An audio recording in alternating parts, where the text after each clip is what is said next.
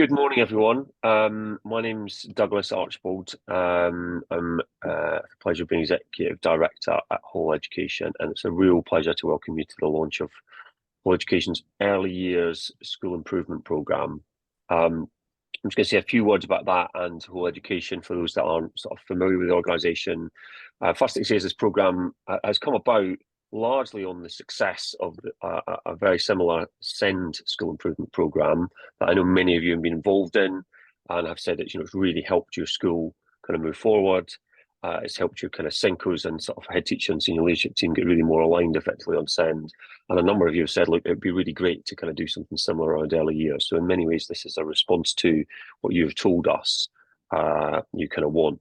It's also a pilot. So although we have done the SEND work, you are the first cohort that we're working with on the early years school improvement programme. So we'd really love to get your feedback, both today and at any points along the process, and there'll be time to feedback on that at the end. I'm just going to talk a little bit about Whole Education's vision and mission.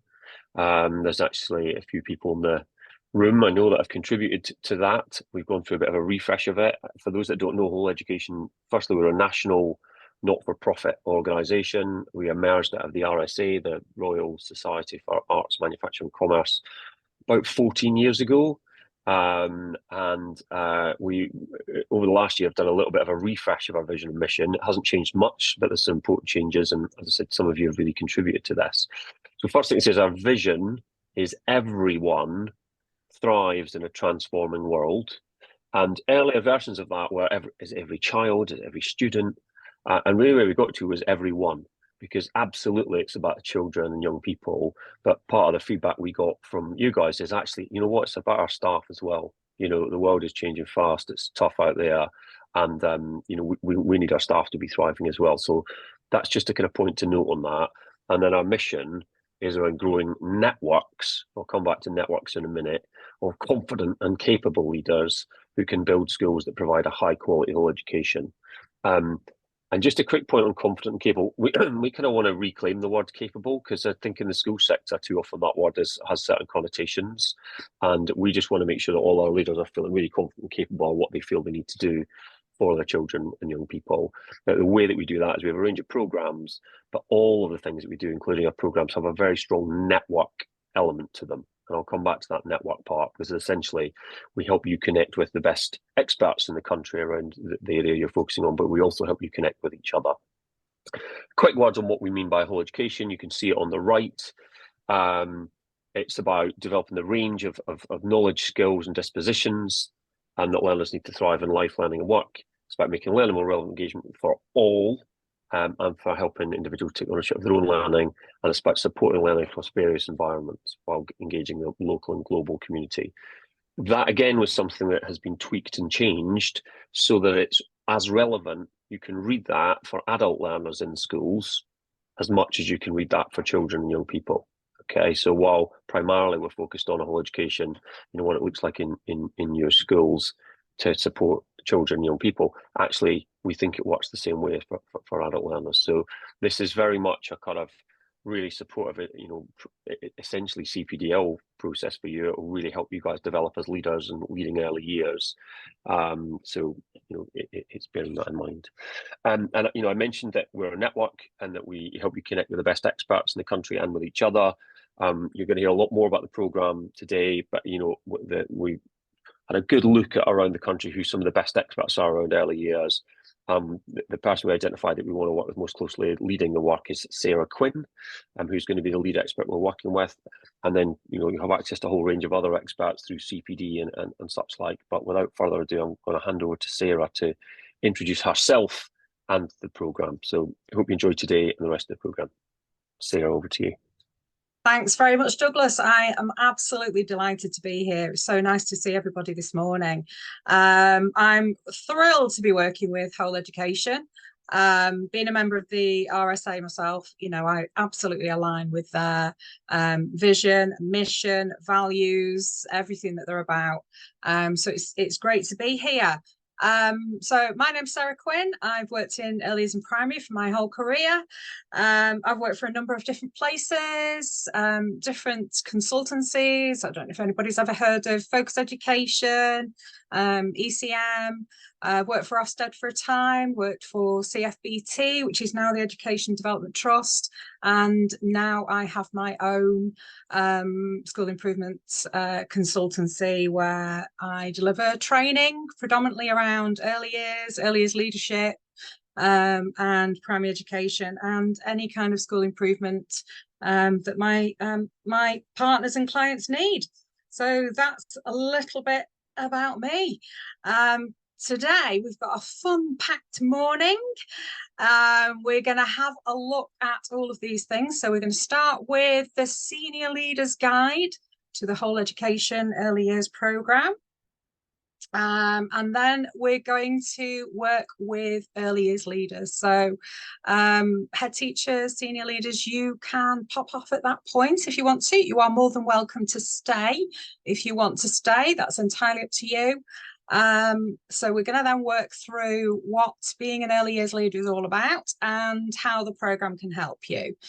And then we'll have time at the end for questions and final remarks. There's going to be points throughout the session as well, where you'll be invited to talk to colleagues in breakout rooms. And if I just whiz through a little bit of housekeeping here, it's really great to see your faces today. If it is appropriate, it would be great for you to have your camera on, if that's okay, because it's really good to see who you're talking to. I'm sure you agree. You know, it's quite strange, isn't it, talking to empty screens? So it is really, really good to see you this morning. Please use the chat. If you need to ask any questions or you need to pop off for anything at all, just pop it in the chat and somebody will engage with you on the chat. If you have anything to say, you are more than welcome to give me a wave, give me a shout, and speak up. If there's anything that's perplexing you or anything you want to comment on, you are absolutely more than welcome to fully engage this morning in any way that you want to. We are going to use breakout rooms. So when we go into the breakout rooms, if you could make sure that you stay online and engage with the question that is posed before you go into the breakout room, that would be super as well. I am going to ask as well for some feedback. So if you can think about, you know, a point that you would like to make in your group so that you can feed that back to the broader group, that would be great. And if you can give really honest and open feedback as well, you know, it's a place where we can talk about early years together. There are a lot of challenges in early years at the moment. I'm sure you'll agree. There's so much going on in early years at the moment. It's really important that we're able to have these really, really open, honest conversations where we can share with colleagues what's going really well, what some of the barriers might be, and try and come up with solutions together. Does that sound okay? Yeah, don't worry if your video is not working. It's absolutely fine. We do understand that sometimes you have technical issues, or sometimes it's not appropriate for you to have your camera on. So why have we got an early years programme? I know some of you will have already engaged in the SEND programme, and so you'll know the benefits of working in this way. So when you look out there, when you look at what's available for early years leaders, there's actually very little. And later on, we'll have a look at why you became an early years leader, and that can guarantee there'll be a whole range of different answers. Some of those answers will be nobody else will do it. Or, you know, I was just in that place at that particular time. But some people will have undertaken training, and it will have been a conscious career decision. So there's a whole range of reasons why people become an early years leader. Now, what this programme is going to open up for you is that idea of strategic leadership, which sometimes gets forgotten a little bit in early years. And, you know, as a leader of a whole phase, the early years leader needs to see themselves in a strategic position. So the idea of strategic leadership is absolutely key. The programme is aligned with the Ofsted framework. So when you get into the nitty-gritty of the self-evaluation material, you will be familiar with a lot of the terminology. It will make sense to you. And it will enable you to evaluate yourself in alignment with Ofsted's expectations. Now, I know we don't do everything for Ofsted, but actually, it's really useful if when we are working, we are aligned with the regulator. You know, saves you doing things twice, basically, doesn't it? You're going to find that there's a lot of support along this programme. So not just from each other, although that is a real strength of the programme, you will have peer support. So you will be able to work with members who have similar challenges, and you'll be able to tap into members who have managed to overcome challenges. So you'll be able to learn from each other really, really well. But you'll also be able to tap into a range of CPD as well. So you'll be able to tap into webinars and articles and a broad range of information that will align with the priorities that you have identified that are necessary to improve things further for the users in your school, for the children in your school. So you will be working with your senior leadership as well in school. So this isn't something that the early years leader is going to do in isolation. This is going to be a team effort in school. By doing that, you're going to be able to support each other. So you'll be able to have that real corporate picture of early years and how early years is developing across your school. And by default, because you will be focused on improvement and because you'll be working together and tapping into lots and lots of different CPD, you will actually improve outcomes for your early years learners as well. So that is ultimately what we want, isn't it? Is that, you know, we want the best for our early years learners. And it's really having that strategic view of how we can get there. What can we do to improve the outcomes for our early years learners? Okay, does that make sense to everybody? So I'm going to give you a quick overview of the timeline. So this is where we are. We're right at the start of the timeline here. We're in our half-term 2 launch event. And from this, you will go through a whole process of self-evaluation, which will be supported. It'll be supported by coaches, it will be supported by me, it will be supported by each other, and it will be supported within school as well. So senior leaders in school will all be participating in the self-evaluation process. You'll have a period of time to self-evaluate your early years provision, and that will be launched by the Planning for Impactful Change event. So this is where the strategic action planning will start.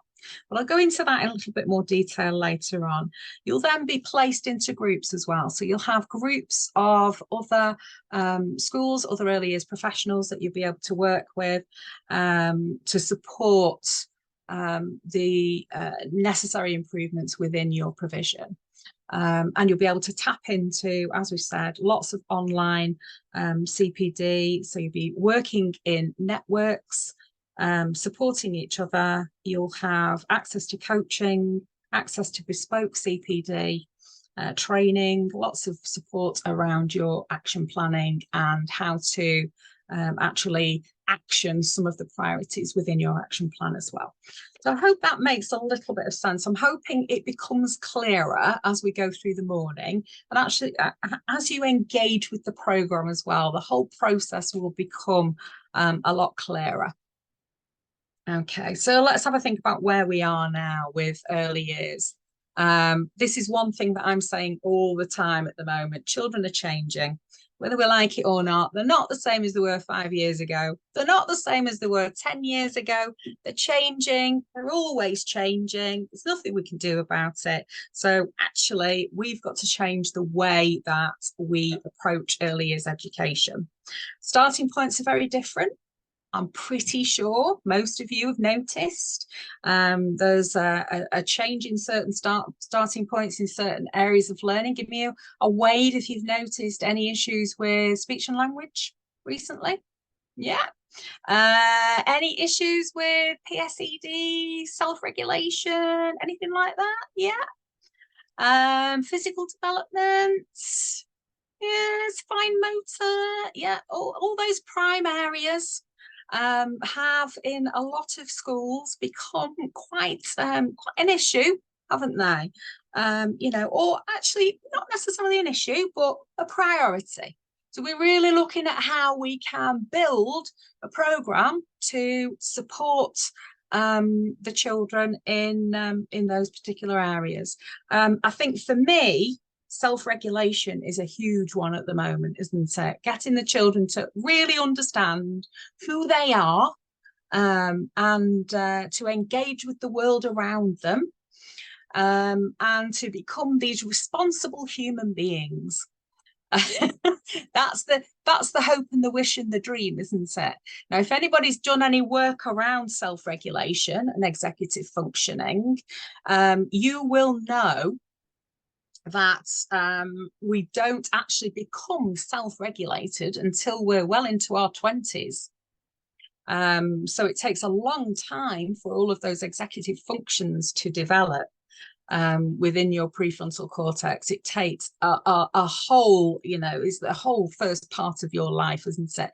And anybody who has a teenager at home, you'll know this. So if you think about those executive functions, you know, organization, planning, prioritization, being emotionally aware, controlling their impulses, being able to initiate tasks and do the things they actually need to do.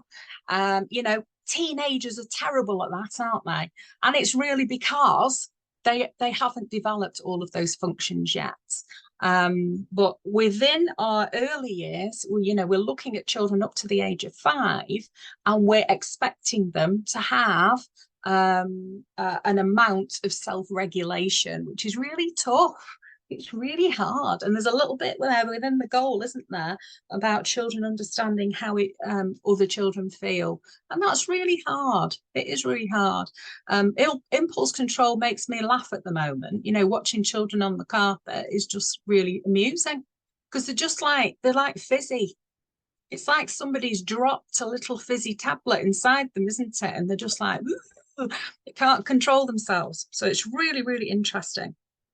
Now, that means our curriculum has to meet the needs of these children. So the curriculum has to be flexible, it has to be fluid, it has to meet the needs of the children. And that journey to the goal is perhaps not as straightforward as it used to be. I'm not saying it's always been straightforward, but it's perhaps not as straightforward as it used to be. Now, I have a term that I use when I'm talking about everything that we do in school. I talk about fluff-free working. Has anybody got a dog that needs grooming? Has this ever happened to you? My dog once came back from the groomers looking like a lampshade. Well, and what they didn't tell me was it was a brand new groomer. I mean, she was lovely. She was very, very nice and very gentle with the dog, but you know, he came back with a fringe all the way around him, so yeah, it needed an extra trim. Fluff-free working for me, this program is not about adding to your workload. It's about tightening up everything that you're doing to make sure that we're absolutely focusing on the right things for your children. And it's really about focusing all our time and attention on what we know works.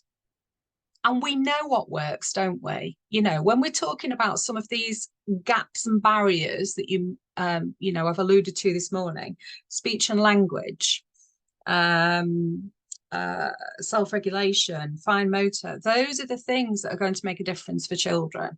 So all of those prime areas are prime areas for a reason, aren't they? They're the things that build a comfortable and competent learner. So if we don't focus enough on physical development, we don't have a comfortable learner. So we won't have children who can sit comfortably on the carpet and then listen to what's happening. So if they're not listening, they're not going to be able to take in everything that's going on around them, and they won't be engaging with learning. And if children are not comfortable as well, they're more likely to be moving around and, you know, poking Billy next to them and, you know, rolling around on the carpet. So it all starts, doesn't it, with the prime areas, being able to be a comfortable, focused learner. And, you know, there's a lot of things, I think, sometimes there are a lot of directives that come into early years that maybe don't have that initial immediate necessary impact on our children. So, for example, there's a couple of schools I've been to recently where they've been told they have to teach a geography lesson each week, you know, and the early years leaders saying, well, the children can't even sit on the carpet yet, and they can't say their own name, and, you know, they can't say good morning, but we have to teach a geography lesson, or we have to teach a science lesson. So it's that knowledge, isn't it, that actually all those pre-skills are happening in early years, and they're the things that are going to give the children the skills and the knowledge to enable them to access geography when they move into Key Stage 1 and Key Stage 2. So we're not disregarding geography, but we're looking at geography in a more holistic way. We're engaging the pre-skills necessary for children to know about the world. I think as well, this fluff-free working applies very much to what the adults are doing as well. You know, are we still in the realms of making 3 observations per assessment statement in our assessment material? I don't know whether anybody ever remembers the tiara years. Anybody remember the tiara yet? You see, you're all so young and lovely. When I was in school, we used to have somebody who would wear a tiara for the day, and that person, the children knew that they weren't allowed to engage with that person at all during the day, because that person was just employed for that day to make observations. So they would walk around with a clipboard, scribbling down observations about children. It's just like such a waste of an enormous resource. It just I used to take it very seriously as well. I had my lovely blue tiara, and I would make lots of observations, you know, and I would say to the children, no, I'm not here today, I'm just observing you. I can't teach you. But yeah, we very quickly moved away from that, because, you know, the adults in your classroom have the most impact, don't they, on children's learning. So if we've got an extra adult in the classroom, we don't want them walking around observing. We actually want them to be engaging with the children. And, you know, I think another thing that I've noticed recently is the reduction in time for children to engage with continuous provision as well. Really well planned, challenging continuous provision. You know, they need a good chunk of time, don't they, to actually practice and apply their learning. And that's the privilege of early years. That's what early years is all about. It's about practice and application, and we'll have a little look at that later on. So, you know, there's a constant pressure, I think, in early years to add lots of elements that maybe are not wholly aligned with what should be happening in early years. And I've added this slide here. I don't know if anybody's seen this from the DFE. It doesn't look like this in the Department for Education Early Years Foundation stage, but I thought, you know, I'd cheer us up today with a lovely giraffe. So we've got a lovely giraffe here, but these are the 7 key features of effective practice, and you'll find these in the Development Matters document. I think they're on page 5. They're right at the front. And you can see those key features. And actually, I really, really like this. Not many things that I 100% align with that maybe are brought out. You know, I can always find little niggles with things, but this I absolutely 100% align my practice with. So there's a lot of schools I'm working with at the moment. We are really looking at developing policies and procedures around these 7 key features. So if you look at that first feature, you know, the best for every child. And if you actually scan through some of those bullet points, this is about identifying your disadvantaged children, those who've lived through traumatic initial years, and your SEND children. And that top bullet just wraps it all up in a little package, doesn't it? All children deserve to have an equal chance of success. So it's identifying those children that are not getting there and aligning your curriculum so that they have the best possible chance of getting there. And this actually ties in with what I was saying about fluff-free working. Get rid of the things that don't have an impact and just do more of the stuff that does. There's a lot of schools at the moment that tell me that speech and language is a huge issue, particularly articulation. And there's one thing that I'm really pushing at the moment. I don't know if anybody's ever heard of Mr. Tongue. Anybody use Mr. Tongue in school? No? Oh, it's brilliant. You've got to get it. In fact, I will send it to Whole Education that can send it out to you. It's a little PowerPoint story where it gets children moving their mouths and their tongues 5 minutes every day. Has such a massive impact on their articulation. It's absolutely phenomenal. But then you can see, you know, we've got high quality care, the curriculum, that final bullet point under curriculum. Depth in early learning is much more important than covering lots of things in a superficial way. Fluff-free working. So it's fewer things in greater depth. Okay, so we're doing fewer things in greater depth. Those of you that remember when the national curriculum came out, that was the strap line, fewer things in greater depth. And that's what early education is all about. It's about deepening children's understanding and making sure that the majority of children get to the goal, because it's what they deserve, isn't it? And then we've got, you know, pedagogy, all the different ways that we help children to learn, assessment, my favourite bit, self-regulation, and executive functioning, and that essential partnership with parents as well. So that's something to just have a look at. It is actually a really useful tool from the DFE. And the other thing that I sometimes find in early years as well is everybody has a slightly different picture of what good early years practice should look like. So if you've got a big early years team, you'll have, you know, a teacher who has a very play-based approach. You might have a teacher who has a more formal approach. You might have teaching assistants who've been there for years and years and years, and they'll say things like, but we've always done it this way. Does anybody have that? Does anybody hear that occasionally? Yes, we've always done it this way. Thanks for the wave, Melissa, there. I've been there, absolutely. We've always done it this way. So sometimes we have to align our vision and align the way we work. And I find this is really useful because you can start to look at each of those columns, each of those areas, and pull together your shared vision. And it's like, you know, Douglas started off with the vision and the mission slide. That should be driving everything that we do, shouldn't it? Our vision, our mission, our values should actually drive everything that we do. So we have to have that shared vision. We've got to have that shared approach to everything that we are delivering in early years. Now, having said that, there are lots and lots of different ways of delivering early years. There is one constant, and this is the privilege of early years, isn't it?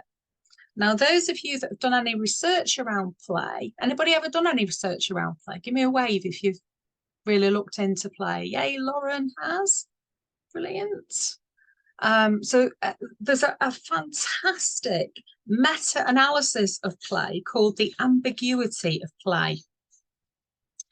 And this, there are some really key points that I always come back to when I'm looking at this idea of play.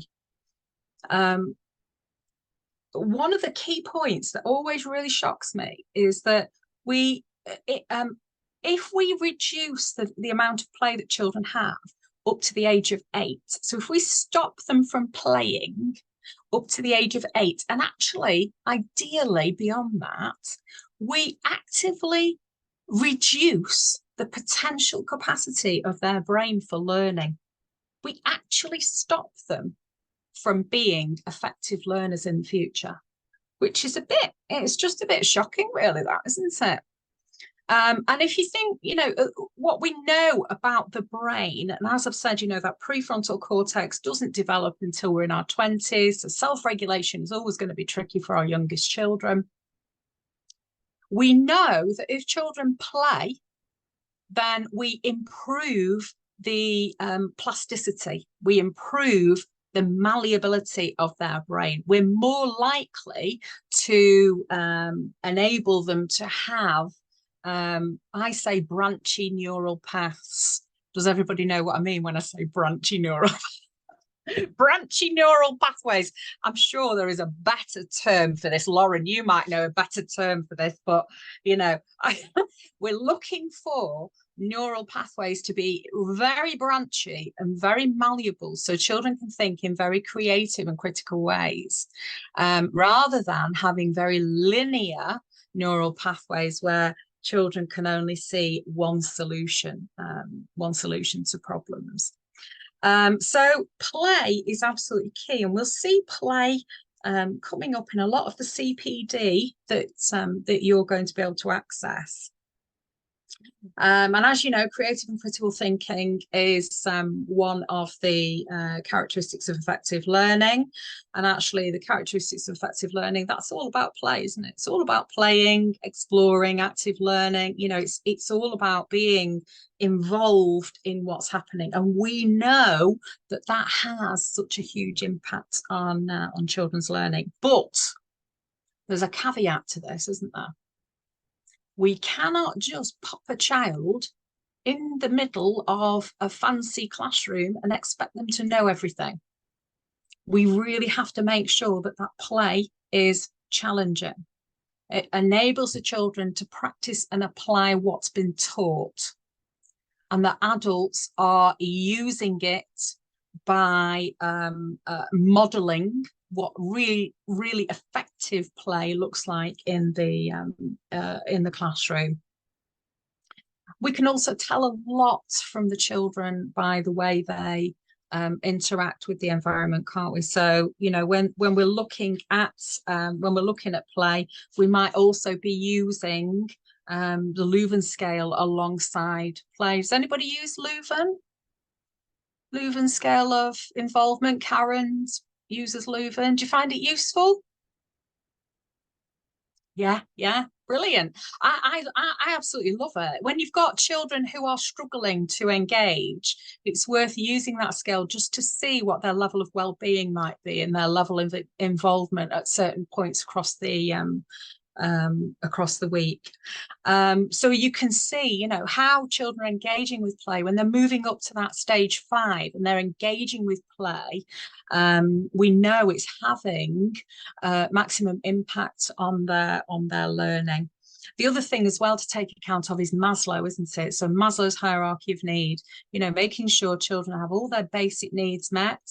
Are they fed, watered? Are they rested? Are they warm? Do they feel safe and secure? Do they have a loving relationship with the people who are teaching them and caring for them? If they do, they're more likely to have improved self-esteem. If they've got improved self-esteem, they're more likely to engage with play and recognize their own potential. We get children, don't we, at that point where they, when they say, I can't read, and you're teaching them to read, and I can't read, I can't write. I love the construction gang, the ones I mean. Yeah, all those children, Leonie knows what I'm talking about. All those children that just go straight into the construction every single day, and you have to crowbar them out to do any kind of meaningful activity. I can't write.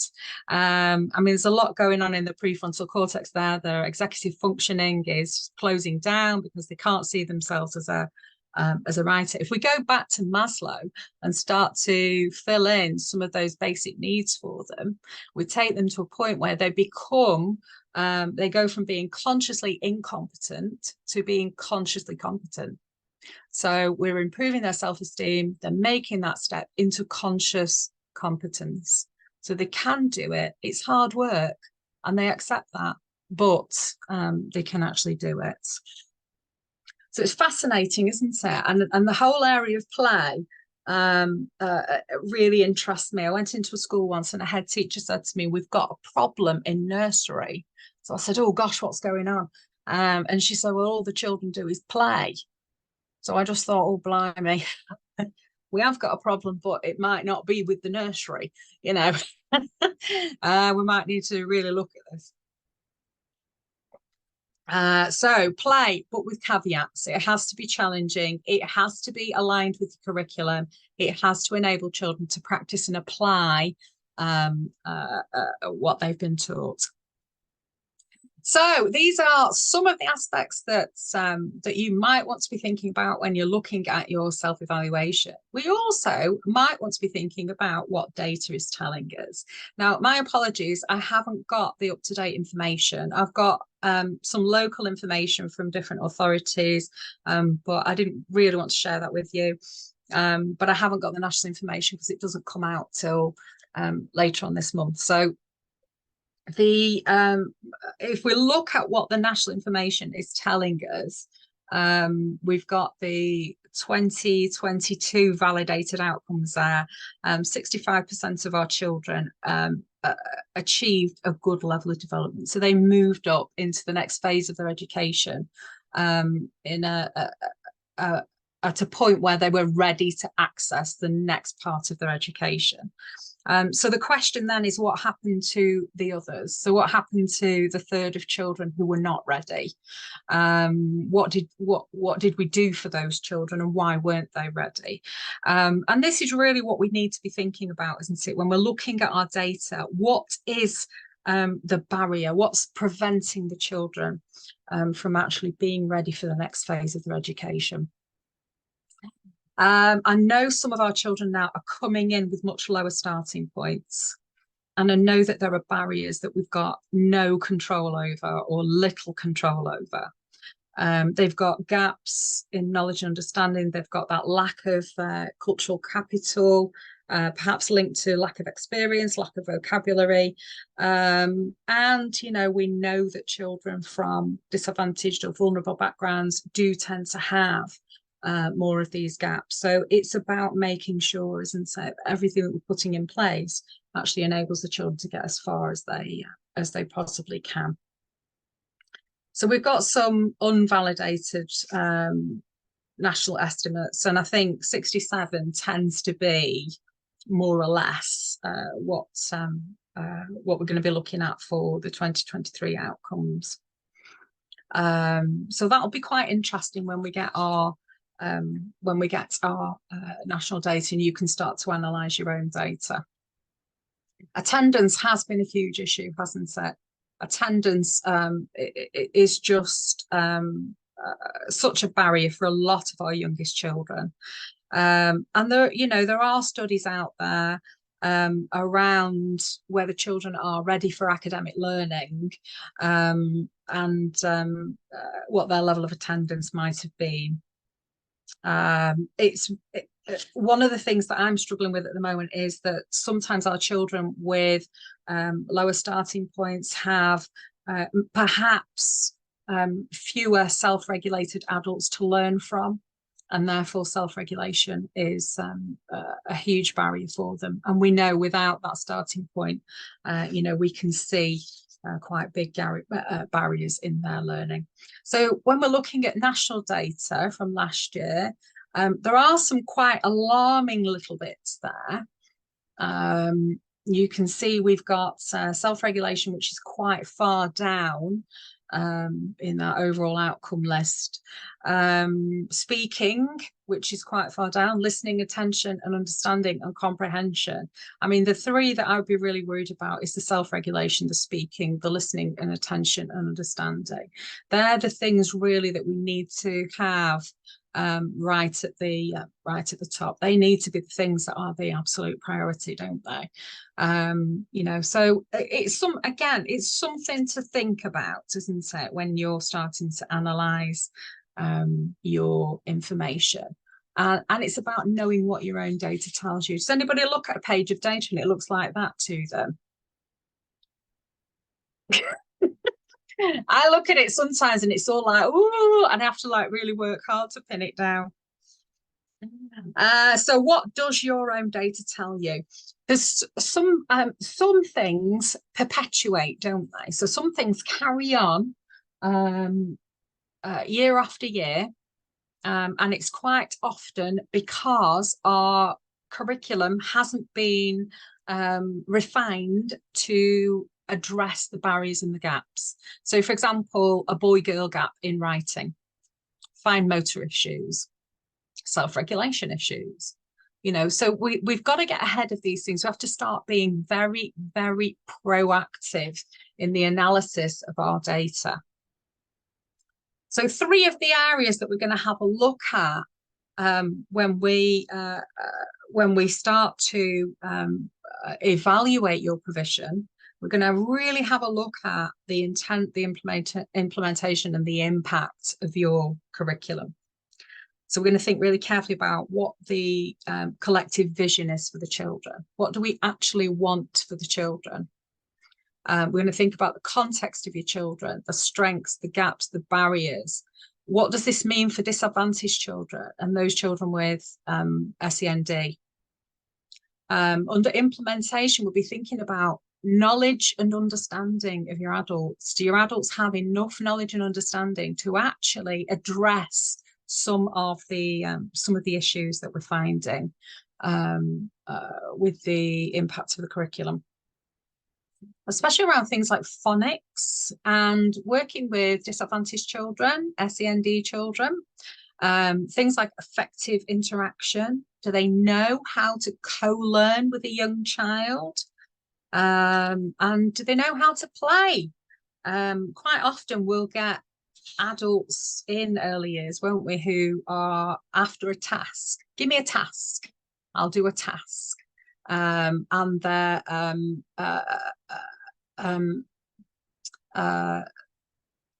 getting a bit confused because you know, they because then you'll say to them, well, actually no, I just want you to go and play, and they're a bit like, oh, but what does that actually look like? I don't know how to play. You know, so we've got to take those things into account as well, haven't we? Apologies, folks, we did start a little bit late, so I am going over 10:15 just slightly, so my apologies. I'm hoping, head teachers, that you can still stay with us, but completely understand if you've got to leave at this point. And then impact. So what does that look like? What evidence is needed? And what does best fit mean?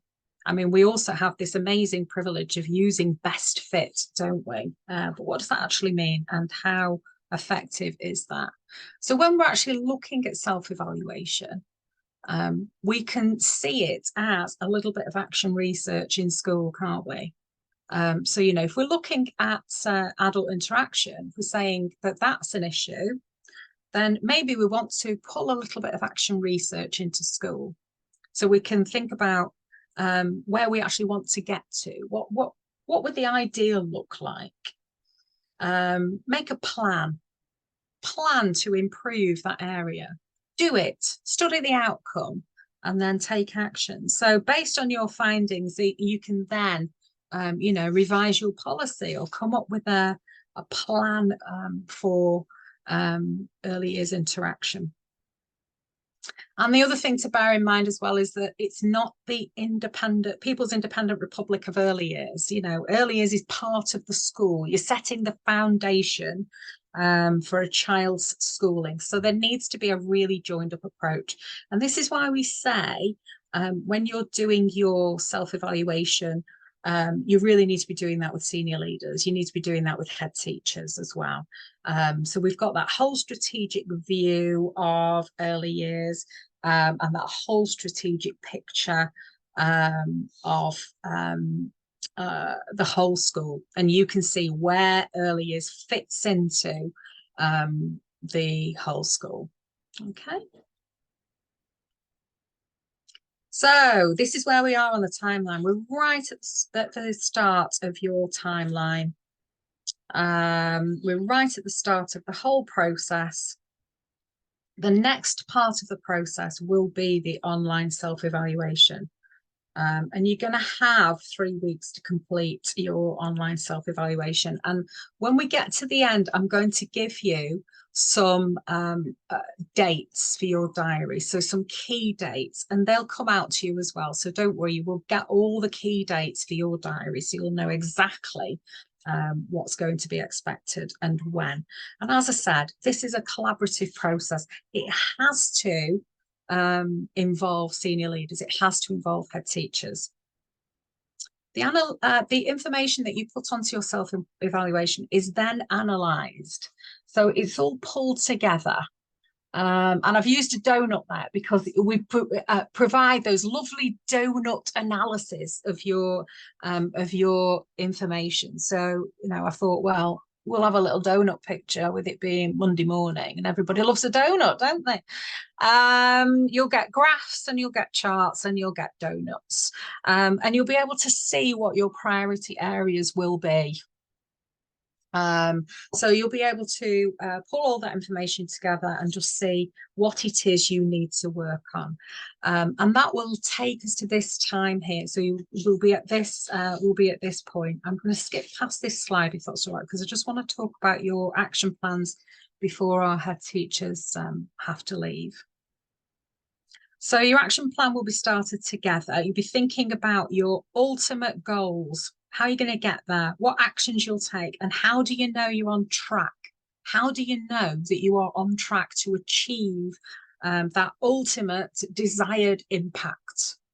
And you'll be thinking about those milestones. So what do I need to do first to enable me to get on that road to ensure that I'm actually going to get to the point of having impactful change? And you will be able to attend an event called Planning for Impactful Change, and you have to attend this event. It's so fantastic. If you've never written an action plan before, is there anyone here who's never never had to write an action? Lauren, right? Okay. Yep. Writing an action plan can be a bit overwhelming, can't it? You know, you look at it and you think, how does everybody know what these are supposed to look like and what goes in them?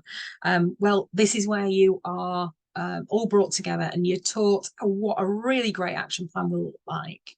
And you are supported in the development of that action plan as well. You'll then be able to go away and complete the rest of your action plan. And that will be looked at, and you'll receive some support and advice. So you might get some information back that suggests tightening up some of the wording, or you will be given links and guidance to training, additional information and support that will help you to achieve some of your actions. You'll also have the opportunity to access coaching as well. And I would say do engage with the coaching. That's going to really help you. It's going to really support your development as a leader. So do engage with the coaching. And as I said, you know, you will have that opportunity to access a range of relevant webinars, articles, training. Whole Education are going to do the legwork for you, basically. You're going to be able to access the information you need using a whole online library. Okay. So that actually brings me to the end of the first session, and apologies, we're running a little bit over time. And now is the opportunity for any initial questions. Is there anything that's popping into your head as an initial question? If you want to share it, you can shout out, or you can pop it onto the chat. That's entirely up to you. But we're going to stop for a break now. Head teachers, you can leave us at this point, but you are more than welcome to rejoin after the first break.